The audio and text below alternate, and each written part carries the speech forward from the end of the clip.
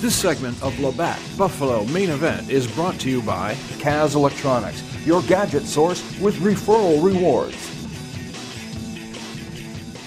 And we're back on Labatt Buffalo Main Event. Brad Ryder along with Bob Gong. Go to our website, buffalomainevent.com. Our guest this week, Kevin Sylvester, who you know from Buffalo Sabres broadcast. He is the host of said broadcasts. And Kevin, if your preview was any indication, the Sabres are going to be very out of breath by the time they even get to the ice for this Winter Classic that's taking place at Ralph Wilson Stadium. What's the deal? I'm in slightly, my condition is slightly less than what the Sabres players are. But you're referring to a piece we did on the intermission the other day, and we shot it out of sequence. I'll say that first. And you guys certainly know from doing TV, you shoot things out of sequence sometimes. So we were down on the field, and a couple of factors. The league said, all right, you can do it, but do it quickly so you're out of the worker's way.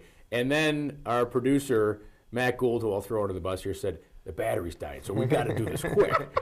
So we're walking around the field, and it's cold outside, and if you do any kind of exercise outside as opposed to inside, you'll know that your breathing's a lot more difficult. So, and I'm trying to figure out what I'm going to say because, all right, we're under the gun and interviewing people, and then it goes, all right, let's run up the tunnel, get in the locker room, and do the walk. Well, you're going up an incline. I never do the incline on the treadmill. I'll do the treadmill, not for long as you can tell, but I won't do it up the incline. So you go up the incline, you get in the locker room, it's like, okay, let's go. And I'm like, okay, let's go. So you're running out there. It was fun, though. It was kind of neat to do. Well, just from your reports, the Winter Classic looks like it's going to be really cool. Tell us about some of the things that fans are going to see there. Well, I mean, they really are making it a big event. You guys have both been to a Super Bowl, as have I, and it's the only thing I really can compare it to. I mean, it's on a much lower scale, but it's what they're going for. It is what they're going for, yeah. And it's an event like that. You're right. I mean, they're going to have a ton of entertainment in a little village outside the stadium.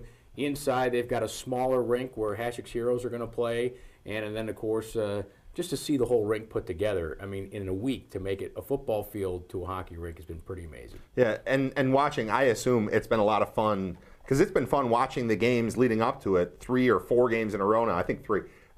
Intermission has been better than the game. Well, really, it's been better than the game, yeah. Because we're watching the progress, and I would imagine you've seen the steps, and it's just how cool is this? I mean, it is. It's very cool. Yeah, it's been exciting to update the fans on it. We're juggling. All right, how much do we overhype this thing? Well, how can you overhype it? It's a once in a lifetime thing.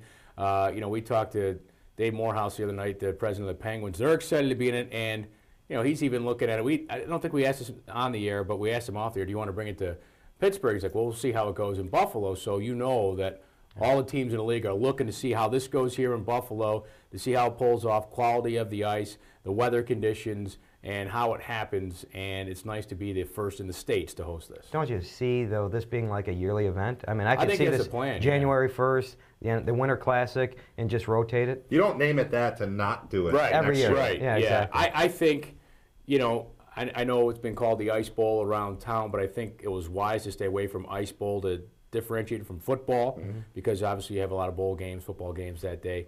I do think it's going to be an annual event. I've heard some rumors that, Philly and Pittsburgh playing at Penn State and over 100,000 fans, at their stadium. I'll watch that too. Yeah, I mean, everybody would watch that as a hockey fan. So, yeah, I think it's going to be an annual event. I think they could rotate it around. I mean, you could do it probably do it in New York City. You could, at the Meadowlands, you could do it in Boston for sure. You could do it in the Canadian cities, sure. Detroit, although their stadium's indoors now, right, Ford Field, but right. They could do it in the baseball park. So there's plenty of places that they could bring this. Denver certainly could be pulled off too with the Avalanche. Does it matter who wins the game at all? I mean, have you talked to Lindy Ruff at all about I mean, seriously, how do you prepare for this thing? It as matters. A team. It matters. I think that's the good part about having a practice day to do that.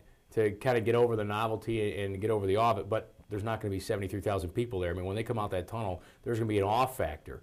I think it's an advantage that actually both goaltenders in the game have been in an outdoor game. Right. Miller in college and Conklin was with Edmonton, was a backup at the time, but he experienced that in the Heritage Classic in 2003, so the most important position they've experienced an outdoor hockey game. But it certainly matters because these two teams are tight in the standings, and Buffalo's trying to end a 3-game losing It's just streak. a hockey game. It's still worth 2 points. Right. What do you think about, are there going to be changes? Is there going to be like less hitting because it's outside and people are cold and you're less, likely to hit somebody. Do you see any changes in the game? I think you'll see shorter shifts initially as they get adjusted to. Except for Max. Except for Max. Shorter shifts, they get adjusted to the condition and their lungs get adjusted to the cold air. There'll be heated benches, so guys might want to get back there depending upon the wind factor. A couple of changes the league did announce they're going to switch it. There's going to be a hard whistle at the 10-minute mark. So they're going to switch ends. So there won't be a home ice advantage if you will, choosing any you want to shoot at every for period? 2 full periods. No, just in the third period. The third, okay. The third period, they'll switch it up there because wind could be a factor. I mean, skating against the wind or whatever. We're talking about wind in hockey. This is great. I mean, no, it's great. It's so great. Being down there, this past week, you just feel the breeze down on the field, and you wonder, right, skating into it or a hard slap shot or a fluttering puck. That certainly could change that. They'll do that also if there is overtime at the 2.5-minute mark, too. That's so fun to think about all of it. Sabres have been losing lately. They won 6 in a row. They've lost 3 in a row. Everything okay with that team? Yeah, I think so. I think, we're seeing it's a young team, and I think, they got a 6-game win streak. Then they hit the holiday break. They came back from played perhaps the best team in the league in Ottawa. Right.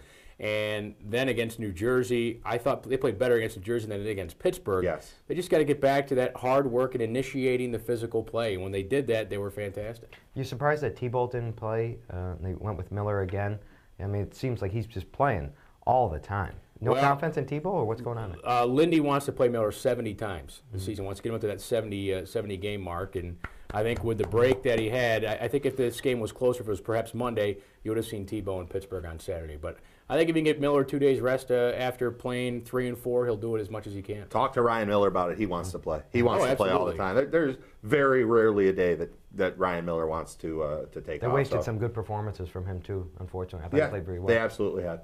Thank you very much to Kevin Sylvester for joining us. Bob Gaughan, along with Brad Ryder. It's Labatt Buffalo Main Event. We'll be back in just a moment to close things out with our closing commentary. I said closing twice, now 3 times. I'm Brad Ryder, along with Bob. It's Labatt Buffalo Main Event. It's so normal to feel this overwhelming pressure to just have to do it all. We understand what that's like. Bristol Home and Bristol Village and any other residents that's out there will tell you we see it every day in and day out. Families come in, and usually it's at that point where they say, we just don't know what to do anymore. So think about it, don't feel as though you're alone, and ask for help. Early intervention is key. Planning ahead is key. Bristol Home and Bristol Village, assisted living where family matters.